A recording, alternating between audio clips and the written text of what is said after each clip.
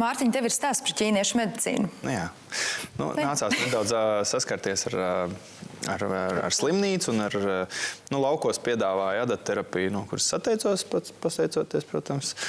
Kā es redzēju, kā viņi izpilda to uz vienu pacientu un uz viņu grimasēm. Es neuzskatīju, ka tas manai veselībai nāks pa labu. Bet pēc tam es biju atkal apsaldējies nedaudz, tāpēc, ka it kā Ķīnā nav baigi augsts tādā vietā, bet lietus un tā un skriešana.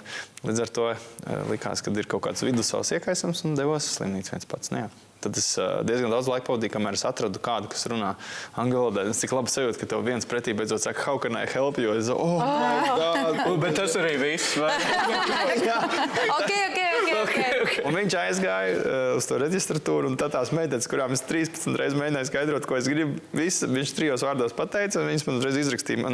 Es esmu reāli uz tās slimnīcas, man ir grāmatiņa tur. Tie kartiņas. Man ir reģistrēts. Es esmu reģistrēts, un tur viss ir uzrakstīts. Cik miljonu kartiņu viņiem ir? Un nedomāju, un tajā brīdī, kad es tajā sistēmā iekļuvu, viss notika ideāli. Man aizveda pie Lora, viņš man apskatījās angļu valodā, visu paprasīja. Tā kā es būtu Rīgā vai jebkur citur, paprasīju par zāļu panesībām, nepanesībām. Ko tu tur esi dzēris, lietojis? Valsts slimnīcā vai tu biji privātā?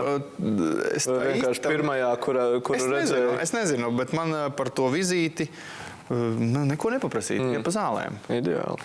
Jā, un pēc tam es aizgāju pēc zālēm, un tur uz tablo tā kā numuri, vienkārši parādās mans vārds starp tiem visiem hieroglifiem. Vienkārši manējais vārds. Wow, es zinu, kur man jāiet reāli uzreiz.